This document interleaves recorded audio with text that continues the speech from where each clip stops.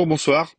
Alors aujourd'hui au programme, je vous ai déniché 4 histoires assez peu connues qui vous amèneront dans le passé, dans les étoiles. On ira même faire un petit tour en Suisse. Vous êtes prêts? Allez, c'est parti. Notre première aventure nous mène en Suisse. Je pense que vous le savez, la Suisse est un pays neutre. Officiellement depuis 1815, la neutralité est en effet un pilier de la politique extérieure de ce pays, ce qui n'empêche pas l'État d'être militarisé, de disposer d'une armée, de fabriquer des armes, qui sont vendues par exemple à l'Arabie Saoudite. Globalement, même si ça fait débat en Suisse, la neutralité est respectée, même pendant la Seconde Guerre mondiale. Pourtant, en 1968, l'armée helvétique a bombardé son voisin du Liechtenstein par accident. Nous sommes le 14 octobre 1968. Des soldats suisses s'entraînent au tir d'artillerie depuis la forteresse de Magletsch, à la frontière avec le Liechtenstein. 5 salves d'obus partent et atterrissent accidentellement sur la commune frontalière de Malbin, paisible village touristique de montagne perché à 1600 mètres d'altitude. Miracle, aucun blessé à déplorer. Mais de la peur et des questions. Dès le lendemain, l'armée suisse admet une erreur et un accident. Ok, il n'y a pas de blessés, mais ça reste quand même assez dramatique. Même si l'armée suisse promet que ça n'arrivera plus, que le gouvernement du Liechtenstein ne fait d'ailleurs pas trop de vagues, la presse s'empare de l'affaire. Elle découvre alors que c'est pas la première fois que la Suisse tire sur son voisin. C'est alors que l'affaire prend une tournure internationale. Amusés par la situation, des étudiants new-yorkais vont même jusqu'à manifester devant l'ambassade de Suisse aux États-Unis contre l'impérialisme suisse, appelant notamment à boycotter le fromage suisse, avec un slogan: Attaquons la Suisse avant qu'elle ne nous attaque. Alors évidemment, tout ça se fait sur le ton de la blague, sauf qu'ils sont pris très au sérieux par le gouvernement helvète, qui va décider de les mettre sur surveillance rapprochée. L'affaire finit par se tasser, l'histoire est oubliée, puis redécouverte il y a quelques années par des médias, qui décident de recreuser un petit peu les relations entre la Suisse et ses voisins, et qui découvrent notamment qu'en 1985, l'armée suisse a cramé une forêt frontalière. Par erreur, hein, mais c'est quand même l'équivalent de 160 terrains de foot qui vont partir en fumée cette année-là. Donc l'armée suisse et les boulettes, merci les voisins. À la boulette. Ça dépasse tout ce que j'ai pu imaginer. Ah oui, j'ai fait la boulette. On a repoussé les limites, là. Notre seconde anecdote va être plutôt courte, elle nous emmène au Vatican et aux États-Unis. Alors le Vatican, c'est un des plus petits pays du monde, ça c'est connu. Ce qui est moins, c'est que la principauté dispose d'un observatoire astronomique situé aux États-Unis. Fondé en 1981, inauguré en 1993, le Vatican Advanced Technology Telescope est en fait l'héritier d'une longue tradition de recherche astronomique vaticane. En effet, le Saint-Siège dispose d'un programme de recherche depuis le XVIe siècle. Aujourd'hui principalement localisé sur le Mt. Graham en Arizona, ce programme participe à des missions internationales et est confié aux jésuites. C'est un programme qui est indirectement lié à des recherches sur le Big Bang, ce qui peut paraître assez étonnant lorsqu'on sait ce que pense l'Église catholique du Big Bang.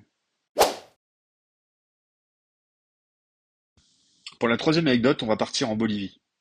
Tous les 23 mars, les Boliviens, soit les militaires, les écoliers, les citoyens en général, défilent à La Paz pour le jour de la mer, le Dia del Mar. Là, vous allez me dire, oui, ok, mais et alors? Et alors, la Bolivie, c'est un pays enclavé. Il n'y a pas d'accès à l'océan. Alors pourquoi un pays n'ayant aucun accès à la mer lui consacre un jour férié annuel? En fait, pour le comprendre, il faut remonter un peu le temps. Nous sommes en 1879.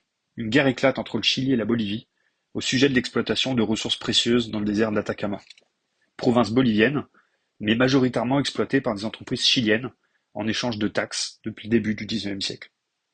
Or, dans les années 1870, le gouvernement bolivien décide d'augmenter les taxes, jugeant que les conditions étaient très avantageuses pour les Chiliens.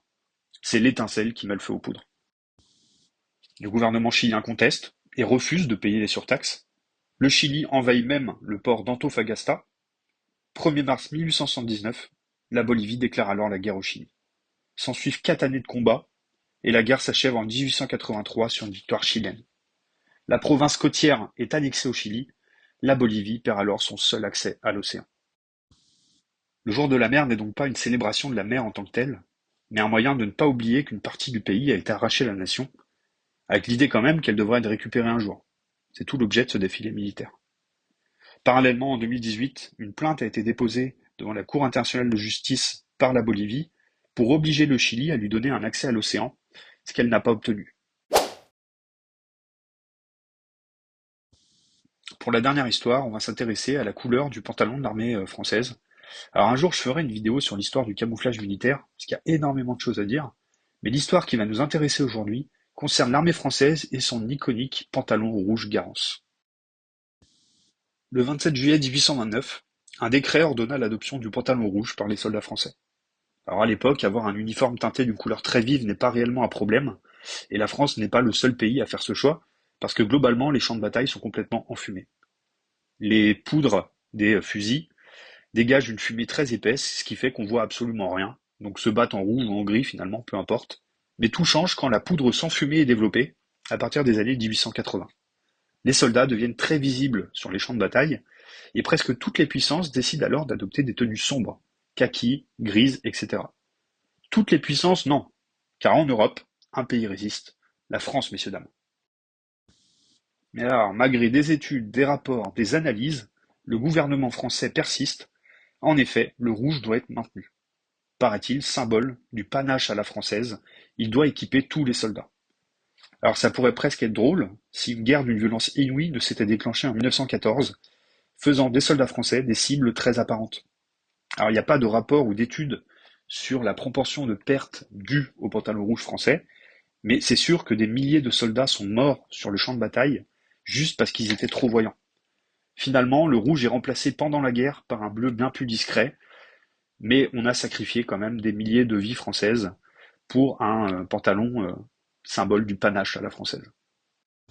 Voilà, j'espère que vous aurez appris des choses. J'ai essayé de prendre des anecdotes, des faits, des histoires qui n'étaient pas trop connues, parce que je sais que des vidéos de ce genre sur Internet, il y en a des dizaines et des dizaines.